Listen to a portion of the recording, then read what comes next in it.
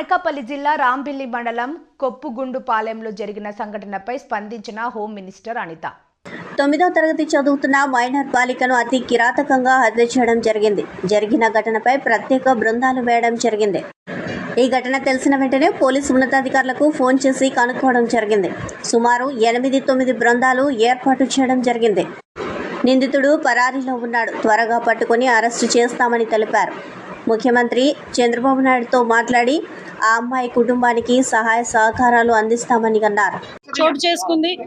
ఒక అమ్మాయిని మైనర్ బాలికని 9వ తరగతి చదువుతున్న ఒక మైనర్ బాలికని అతి కిరాతకంగా హత్య చేయడం అనేది మనందరం కూడా చూస్తున్నాము. అక్కడ ఆల్రెడీ టీమ్స్ కూడా దాని మీద వేస్తున్నాము. ఎస్పీ గారితో నేను ఇన్ఫర్మేషన్ తెలిసిన వెంటనే ఎస్పీ గారితో నేను మాట్లాడి పొజిషన్ ఏంటని కూడా కనుక్కోవడం జరిగింది. విషయం ఏంటంటే ఏదైతే ఒక అమ్మాయి ఇంతకు ముందు ఆ అమ్మాయిని ఇబ్బంది పెట్టి పోక్సో చట్టం ద్వారా అబ్బాయి జైలుకి కూడా వెళ్ళాడు. మొన్న రిమాండ్ కూడా పంపించారు. మొన్న రీసెంట్గా ఒక 15 రోజుల క్రితం అతను జైలు నుంచి బెయిల్ మీద బయటకు వచ్చాడు.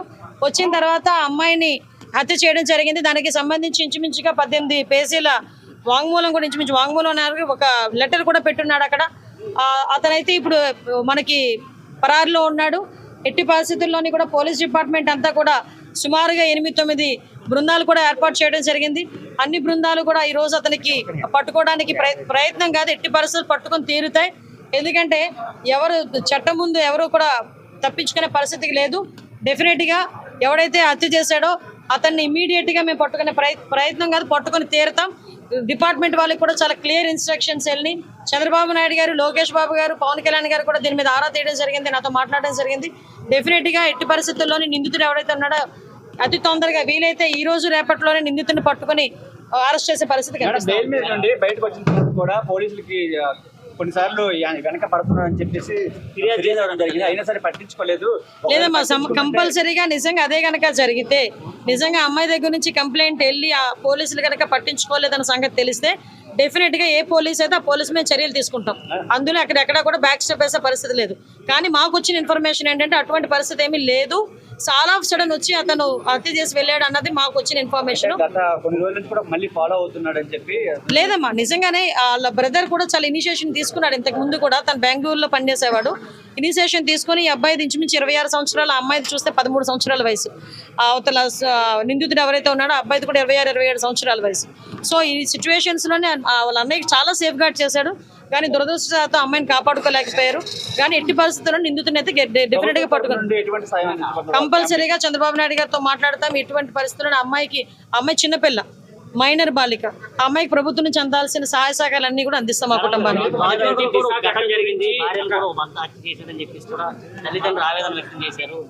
అమ్మాయి విషయం ఏంటంటే మేము చాలా సందర్భాల్లో చెప్పున్నాము, చాలా సంఘటనలు జరుగుతున్న సందర్భంలో పోలీస్ డిపార్ట్మెంట్ వాళ్ళు కూడా చాలా ఫర్మ్గా ఉన్నారు. లాస్ట్ టైం మీరు చూసారు, చీరాల సంఘటన జరిగిన తర్వాత సుమారుగా 36 గంటలు నిందితులను పట్టుకొని మేము రిమాండ్ కూడా పంపించుకోవడం జరిగింది.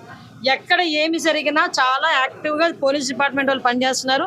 ఎక్కడ జరగకుండా ఉండే బాధ్యత కూడా తీసుకుంటున్నాం. వీటన్నిటికీ కూడా మూల కారణం గాంజాయి మత్తులో చాలా మంది చేస్తున్నారు, డ్రగ్స్ మత్తులో చేస్తున్నారు. కాబట్టి వాటిని పూర్తిగా ప్రక్షాళన చేయడానికి ఒక క్యాబినెట్ సబ్ కమిటీని కూడా ఏర్పాటు చేసుకుని మొన్ననే మేము టాస్క్ ఫోర్స్ కూడా ఏర్పాటు చేయడానికి కూడా సిద్ధంగా ఉన్నాం. ఒక టోల్ ఫ్రీ నెంబర్ అన్ని కూడా ఏర్పాటు చేస్తాం.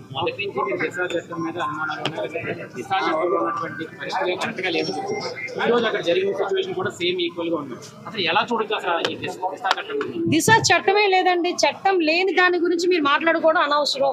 ఫస్ట్ థింగ్, దిశ చట్టం అనేది లేదు కాబట్టి దిశ చట్టం గురించి మాట్లాడుకోవాల్సిన అవసరం లేదు.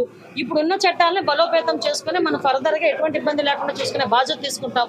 న్యాయ నిపుణుల సలహాలు కూడా మేము తీసుకుంటాం.